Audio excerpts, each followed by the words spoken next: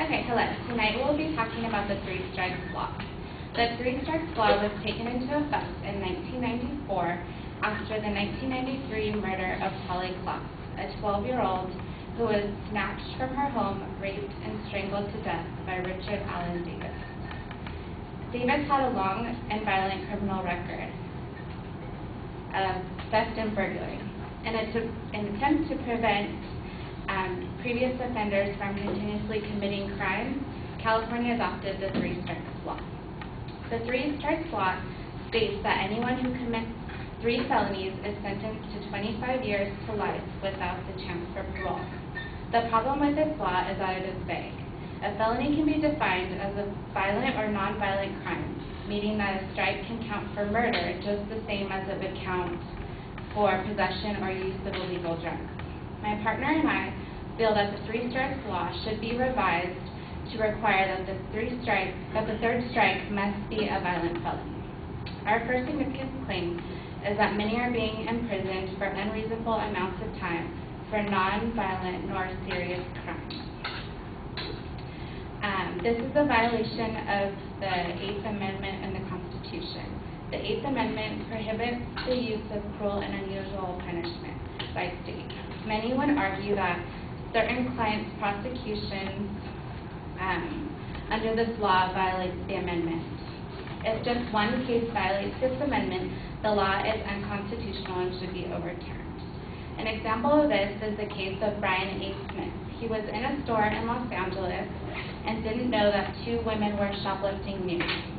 Security cameras caught the women who were stealing, but they also convicted Smith of aiding in the crime, although he had not participated or stolen any property.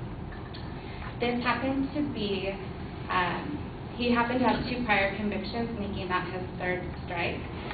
One was 11 years earlier for purse snatching, and the second one was 6 years before the shoplifting incident, and it was for burglary. So like we said, this 3rd strike that he didn't even play a part in ended up putting him away for 25 years in California prison.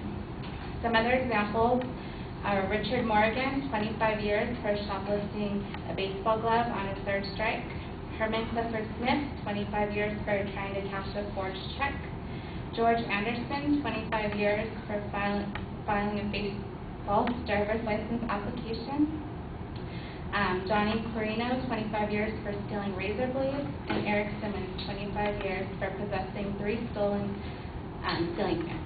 So clearly, these sentences were unfair, and if our law was revised making the 3rd strike be a violent felony, Smith and many others would not unjustly be put in jails today. 25 other states have passed 3 strikes laws, and only California punishes minor crimes with a penalty of 25 years to life. CDT statistics shows that 4,000 prisoners serving 3 strike sentences, fewer than half were imprisoned for convictions of crimes against actual people. The other ones were, meaning like their 3rd strikes, were more non-violent nor serious felonies. And the most common 3rd strike was drug possession, petty theft, and burglary. So our inherency claim is that the existing policy fails to address the excessive cost of imprisoning nonviolent offenders. The cost not only in dollar amount, but the cost of time spent in court for these small offenses, along with the overcrowding in our jails. The current law adds more criminals to an already overcrowded prison system. It's expensive to keep a person in jail, and 3rd strikers are often housed in maximum security prisons and cost about $31,000 and up per person. I found also the law double sentences for second-time felons, which makes the matters worse.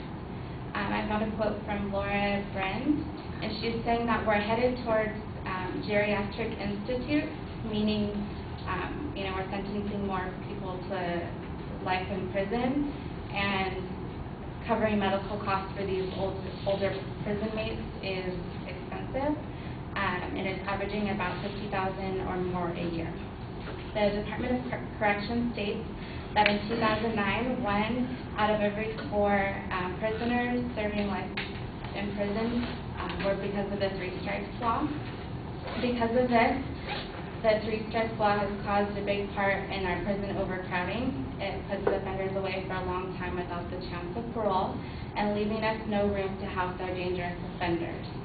With the revision of the 3 strikes law, making the 3rd strike be a violent felony, less people would be populating our jails, which in the end would save money and fix the problem of overcrowding. So our solvency claim is that by making the 3rd strike a violent felony, it would reduce time, cost, and wrongful punishment.